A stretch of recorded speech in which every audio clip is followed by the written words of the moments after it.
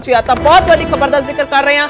NEET ਪ੍ਰੀਖਿਆ ਦੇ ਨਾਲ ਜੁੜੀ ਵੱਡੀ ਖਬਰ ਹੈ। 23 ਜੂਨ ਨੂੰ ਦੁਬਾਰਾ ਤੋਂ ਨੀਟ ਪ੍ਰੀਖਿਆ ਹੋਏਗੀ ਔਰ ਨੀਟ ਪ੍ਰੀਖਿਆ ਦੇ ਜਿਹੜੇ ਵਿਦਿਆਰਥੀ ਨੇ ਉਹ ਵੀ ਲਗਾਤਾਰ ਸੜਕਾਂ ਤੇ ਉਤਰੇ ਹੋਏ ਸਨ। ਲਗਾਤਾਰ 1563 ਸਟੂਡੈਂਟਸ ਨੂੰ ਮੁੜ ਤੋਂ ਇਮਤਿਹਾਨ ਦੇਣਾ ਪਏਗਾ। ਨੈਸ਼ਨਲ ਟੈਸਟਿੰਗ ਏਜੰਸੀ ਨੇ ਸੁਪਰੀਮ ਕੋਰਟ ਦੇ ਵਿੱਚ ਜਾਣਕਾਰੀ ਦਿੱਤੀ ਹੈ।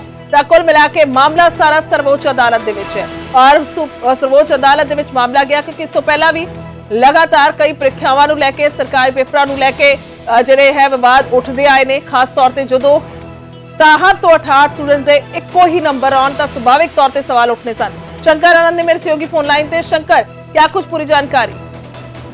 निश्चित देखिए, सुप्रीम कोर्ट का ये सुप्रीम फैसला कहा जा सकता है कि जिस तरह से इस मामले में अब सुप्रीम कोर्ट में सुनवाई हो रही थी और सुप्रीम कोर्ट ने साफ कहा कि केवल दो वो छात्र ही शामिल होंगे जिनको ग्रेस मार्किंग मिली थी। तो एक तरह से कह सकते हैं उन छात्रों के लिए बहुत ही बड़ी एक राहत कही जा सकती है। इसके साथ ही एनटीए ने कहा कि जिस तरह से 23 जून को दोबारा परीक्षा होगी और उसके बाद काउंसलिंग होगी। हालांकि जिस तरह से इस मामले में पिछले कुछ समय पहले ही एनटीए के तरफ से वरिष्ठ अधिकारी ने इस मामले में औपचारिक तौर पे प्रेस कॉन्फ्रेंस करते हुए कहा था कि जिस तरह से कुछ सेंटर्स की बात थी, जिसमें कि 6 सेंटर की अगर बात करें, 6 सेंटर में एक हरियाणा का बहादुरगढ़ सेंटर भी था जहां पर काफी जो शिकायतें हैं वो मिली थी। तो एक तरह से कह सकते हैं कि इस मामले में एनटीए ने कहा कि तीसरी याचिका में पेपर लीक का मामला सुप्रीम कोर्ट के समक्ष नहीं है। और जिस तरह से इस मामले में सुप्रीम कोर्ट में जब सुनवाई हो रही थी तो सुप्रीम कोर्ट के में उन दोनों पक्षों की तरफ से दलील दिया गया कि किस तरह से छात्रों के भविष्य से जुड़ा हुआ ये मसला है और किस तरह से इस मामले पर चाहे नीट की बात इस मामले पर एनटीए की तरफ से जो दलील दिया गया, तो एक तरफ कह सकते हैं उन तमाम दलीलों को सुप्रीम कोर्ट ने काफी गंभीरता से लिया है।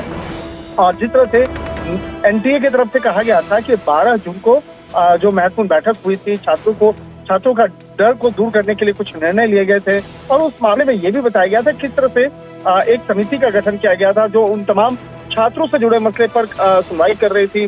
और जिस तरह से अगर समिति की अगर बात करें तो समिति के द्वारा एक कमेटी के द्वारा एक विशेष रिपोर्ट तैयार किया गया था और उस रिपोर्ट को आगे एनटीए के वरिष्ठ अधिकारियों के सामने रखा गया कि किस तरह से इस मामले में छात्रों के भविष्य से जुड़ा हुआ इस मामले पर जल्द से जल्द कार्रवाई होनी चाहिए। एक तरह से कह सकते हैं कि सुप्रीम कोर्ट में जिस तरह से इस मामले को लेकर याचिका दायर की गई थी तो उस याचिका पर सुप्रीम कोर्ट ने एक बड़ा फैसला करते हुए कहा है और कह सकते हैं कि छात्रों के काफी जो छात्र हैं वो जरूर इस मामले को लेकर राहत महसूस कर रहे होंगे। बिल्कुल, ये भी अहम है ना जिसमें शंकर, क्योंकि साफ तौर पर अदालत ने प्रीक्षा रद्द करने को लेकर और काउंसलिंग प्रक्रिया पर रोक लगाने को लेकर साफ इनकार किया था। वापस आवांगे तुहाडे कोल शंकर, बने रहियो साडे नाल। ਤਾਂ ਵੱਡੀ ਖਬਰ ਦਾ ਜ਼ਿਕਰ ਕਰ ਰਹੇ ਹਾਂ। ਨੀਟ ਪ੍ਰੀਖਿਆ ਦੇ ਨਾਲ ਜੁੜੀ ਇਸ ਵੇਲੇ ਦੀ ਵੱਡੀ ਖਬਰ ਹੈ ਤਾਂ ਕੁੱਲ ਮਿਲਾ ਕੇ ਗ੍ਰੇਸ ਮਾਰਕਸ ਨੂੰ ਲੈ ਕੇ ਵੀ ਅਹਿਮ ਜਾਣਕਾਰੀ ਮਿਲ ਰਹੀ ਹੈ ਕਿ ਗ੍ਰੇਸ ਮਾਰਕਸ ਵਾਲੇ ਸਟੂਡੈਂਟਸ ਨੂੰ ਮੁੜ ਜਿਹੜੀ ਹੈ ਉਹ ਪ੍ਰੀਖਿਆ ਦੇਣੀ ਹੋਏਗੀ। ਨੈਸ਼ਨਲ ਟੈਸਟਿੰਗ ਏਜੰਸੀ ਨੇ ਸੁਪਰੀਮ ਕੋਰਟ ਦੇ ਵਿੱਚ ਜਾਣਕਾਰੀ ਦਿੱਤੀ ਹੈ।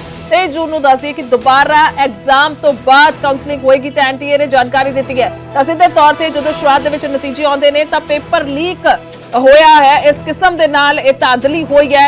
लगातार इल्जाम लगे, बच्चे सड़कों ते आए। तस्वीरां भी असीं तुहानूं दिखा रहे हैं क्योंकि बच्चों के भविख के नाल सीधे तौर पर जुड़िया होया ये मामला है। तो अदालत के वालों हालांकि प्रीखिया रद्द करन और काउंसलिंग प्रक्रिया ते रोक लगाउण नूं लैके जिहड़ा इनकार है कर दिता गया सी। नाल ही प्रीखिया की मांग करने वाले पटिशनरां ते नैशनल टैसटिंग एजेंसी नूं नोटिस जिहड़ा है वो जारी किया गया सी। अदालत ने कहा कि प्रीखिया की अखंडता प्रभावित हुई है, इसलिए एनटीए नूं जवाब देना होगा। तो हुण एनटीए का जवाब गया। शंकर, आपसे ये समझना चाहेंगे क्योंकि पर्टिकुलर 1563 स्टूडेंट्स का जिक्र हो रहा है जिनको दोबारा से इम्तिहान देना होगा। क्या कुछ इसके लिए आपके पास जानकारी? देखिए, शुरुआती तौर पे तो कहा जा रहा था कि जिस तरह से 600 जो स्टूडेंट्स हैं उसका मामला है, लेकिन बाद में सुप्रीम कोर्ट में सुनवाई के दौरान साफ हो चुका है कि ये जो पूरा मामला है 1563 उम्मीदवार जो है जिनको ग्रेस मार्किंग मिले था, तो उस ग्रेस मार्किंग मिलने की वजह से किस तरह से उसको ग्रेस मार्किंग दिया गया और उसके क्या प्रावधान हैं, इन तमाम प्रावधान के मामले पर सुप्रीम कोर्ट में दलील के दौरान में उसको बताया गया। इसके साथ ही इसके बताया गया कि उनकी जो ग्रेस मार्किंग रद्द की जाती है, अगर वो चाहे तो उनकी वास्तविक मार्क्स जो बिना ग्रेस मार्किंग के था उसके साथ जा सकते हैं। और एनटीए ने जो भी एक कमेटी बनाई है उसका रिपोर्ट का जिक्र किया गया है कि अगर वो ग्रेस मार्किंग वाले छात्र चाहे तो दोबारा परीक्षा देना होगा। एक तरह से कह सकते हैं कि इस मामले में तमाम सुनवाई को दलीलों को देखते हुए हालांकि सुप्रीम कोर्ट ने एक नोटिस जारी किया है और 2 हफ्ते में इस मामले पर रिपोर्ट मांगा है, जवाब मांगा है। और इस मामले पर अगली जो सुनवाई होगी सुप्रीम कोर्ट में वो 8 जुलाई को होगी। इस तरह कह सकते हैं कि एनटीए की तरफ से जो आज तमाम दलीलें दी गई है, लेकिन वो पूर्ण तौर पे भी काफी नहीं है। और इस मामले पर 8 जुलाई को जब सुनवाई होगी सुप्रीम कोर्ट में, तो उसके बाद इन तमाम तथ्यों को फिर से डिस्कस किया जाएगा, तमाम बातों को ध्यान में रखा जाएगा। और कह सकते हैं कि 8 जुलाई की जो तारीख है वो बेहद महत्वपूर्ण हो सकती है कई मामलों में। इस तरह से कह सकते हैं कि सुप्रीम कोर्ट ने जो आज नोटिस जारी किया गया है, उस मामले पर 2 हफ्ते के अंदर में तमाम एक विस्तार से एक रिपोर्ट बनानी होगी। और उसमें एनटीए के तरफ से जो उनकी कमेटी, एक विशेष कमेटी है जो उस रिपोर्ट को बनाई है, और तकरीबन 4 से 5 लोगों की कमेटी बनाई गई थी, तो वो रिपोर्ट को भी बाकायदा कोर्ट के सामने रखा जाएगा। इस तरह से कह सकते हैं कि जिस तरह से एनटीए की तरफ से कहा गया कि सुप्रीम कोर्ट में अब नीट को लेकर दूसरी याचिका पर सुनवाई हो रही है। हालांकि देखिए, इसमें अलग अलग जो याचिकाएं दायर की गई है, तो याचिकाओं पर अब सुनवाई हो रही है। और सबसे जो महत्वपूर्ण मसला था वो ग्रेस मार्किंग को लेकर था। तो एक तरह से कह सकते हैं कि एनटीए ने कहा कि जो 1563 उम्मीदवार हैं जिनको ग्रेस मार्किंग मिली है, उनकी ग्रेस मार्किंग रद्द की जाती है। तो एक तरह से कह सकते हैं कि कई ऐसे छात्र जो इस मामले को लेकर याचिका दायर करवाए थे, उनके लिए एक राहत की खबर कही जा सकती है। लेकिन अब देखना लाजमी होगा कि 8 जुलाई को जब इस मामले पर सुप्रीम कोर्ट में जो आगे की सुनवाई होगी, तो सुप्रीम कोर्ट उस तारीख को किस तरह का फैसला सुनाती है वो देखना लाजमी होगा। ठीक है, बिल्कुल, बहुत बहुत शुक्रिया शंकर तमाम जानकारी के लिए। ਤਾਂ ਕੁੱਲ ਮਿਲਾ ਕੇ ਤੁਹਾਨੂੰ ਦੱਸ ਦਈਏ ਕਿ 67 ਵਿਦਿਆਰਥੀਆਂ ਨੂੰ 720 ਅੰਕ ਪੂਰੇ ਦਿੱਤੇ ਗਏ ਸਨ ਔਰ ਅਜਿਹਾ ਪਟ ਵਿੱਚ ਕਿਹਾ ਗਿਆ ਕਿ ਨੇ ਮਨਮਾਨ ਨਾਲ ਆਪਣੇ ਗ੍ਰੇਡਸ ਇਹਨਾਂ ਨੂੰ ਦਿੱਤੇ ਸੀ ਔਰ ਸਾਰਾ ਮਸਲਾ ਉਸੇ ਦੇ ਨਾਲ ਜੁੜਿਆ ਹੋਇਆ ਹੈ। ਤਾਂ ਸਿੱਧੇ ਤੌਰ ਤੇ ਹੁਣ 1563 ਸਟੂਡੈਂਟਸ ਨੂੰ ਮੁੜ ਜਿਹੜਾ ਇਮਤਿਹਾਨ ਦੇਣਾ ਹੋਏਗਾ। ਐਨਟੀਏ ਨੇ ਸੁਪਰੀਮ ਕੋਰਟ ਦੇ ਵਿੱਚ ਇਹ ਜਾਣਕਾਰੀ ਦਿੱਤੀ ਹੈ। ਤਾਂ 8 ਜੁਲਾਈ ਦੀ ਤਾਰੀਖ ਬੇहद ਅਹਿਮ ਹੈ।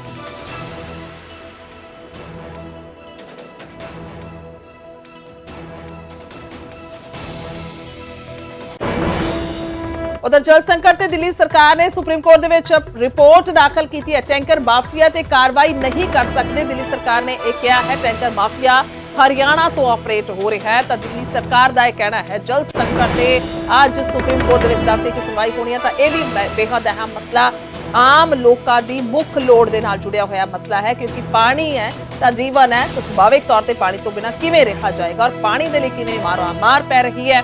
ये लगातार असीं तस्वीरां भी तुहानूं एक पासे दिखा रहे हैं। बहुत ही ज़्यादा लोग जिहड़े ने वो इस वेले समस्या दे विच ने, क्योंकि पानी जिहड़ा है वो नहीं पहुंच रहा। तो जिस नूं लैके सुप्रीम कोर्ट तक मामला पहुंचा हुआ है।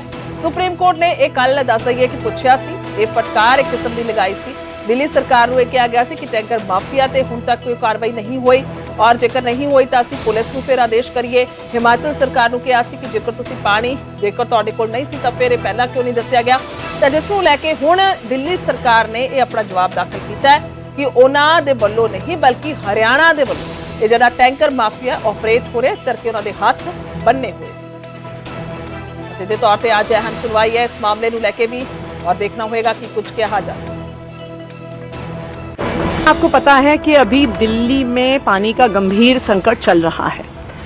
पिछले कई दिनों से दिल्ली में बहुत सीवियर हीट वेव है, पानी की रिक्वायरमेंट ज़्यादा है, लेकिन हरियाणा से पानी कम आने की वजह से अभी दिल्ली में तकरीबन जो 1000 MGD पानी का प्रोडक्शन होता है उससे 40-45 MGD पानी का प्रोडक्शन कम हो रहा है।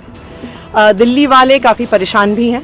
तो इस परिस्थिति में हमारे लिए और भी ज़्यादा ज़रूरी हो जाता है कि कहीं पर भी एक बूंद भी पानी वेस्ट ना किया जाए। तो हमने दिल्ली जल बोर्ड की टीम्स के साथ, दिल्ली जल बोर्ड में ऑलरेडी कुछ पेट्रोलिंग टीम्स होती हैं जो ये सारा ये मेन वाटर पाइपलाइन का नेटवर्क है जो आप देख रहे हैं, ये सोनिया विहार वाटर ट्रीटमेंट प्लांट से आ रहा है। ये राइजिंग मेन्स हैं जो साउथ दिल्ली की तरफ जा रही हैं। इससे आपका पूरा जंगपुरा का एरिया, निजामुद्दीन का एरिया, जीके का एरिया, ये पूरा साउथ दिल्ली का एरिया इस राइजिंग मेन से वाटर सप्लाई पाइप से प्रोवाइड होता है। इसी तरह की मेजर पाइपलाइन सारे वाटर ट्रीटमेंट प्लांट से निकल रही हैं। तो इसलिए हमने जो दिल्ली जल बोर्ड की पेट्रोलिंग टीम्स हैं उसके साथ साथ रेवेन्यू डिपार्टमेंट से ADMs, STMs की भी जिम्मेदारी लगाई है जो इस सारी पेट्रोलिंग को करेंगे।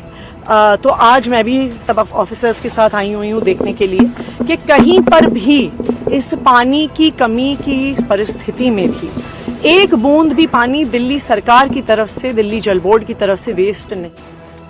ਤਾਂ ਕੁੱਲ ਮਿਲਾ ਕੇ ਵੇਸਟੇਜ ਨੂੰ ਲੈ ਕੇ ਵੀ ਦੱਸਦੇ ਕਿ ਆਤਿਸ਼ੀ ਮੰਤਰੀ ਦੇ ਵੱਲੋਂ ਇਹ ਦੱਸਿਆ ਗਿਆ ਹੈ ਕਿ ਇੱਕ ਬੂੰਦ ਵੀ ਪਾਣੀ ਵੀ ਜਿਹੜਾ ਹੈ ਉਹ ਵੇਸਟ ਨਹੀਂ ਹੋ ਰਿਹਾ, ਕਿਉਂਕਿ ਇਹ ਵੀ ਸਵਾਲ ਕੀਤਾ ਗਿਆ ਸੀ ਕਿ ਜੋ ਪਾਣੀ ਦੀ ਵੇਸਟੇਜ ਹੈ ਸੁਪਰੀਮ ਕੋਰਟ ਨੇ ਦਿੱਲੀ ਸਰਕਾਰ ਨੂੰ ਪੁੱਛਿਆ ਸੀ ਤਾਂ ਉਸ ਨੂੰ ਲੈ ਕੇ ਕੀ ਕੁਝ ਕਦਮ ਚੁੱਕੇ ਗਏ ਨੇ, ਤਾਂ ਇਹ ਅਸ਼ੋਰ ਕਰਦੇ ਹੋਏ ਨਜ਼ਰ ਆਏ ਨੇ ਮੰਤਰੀ।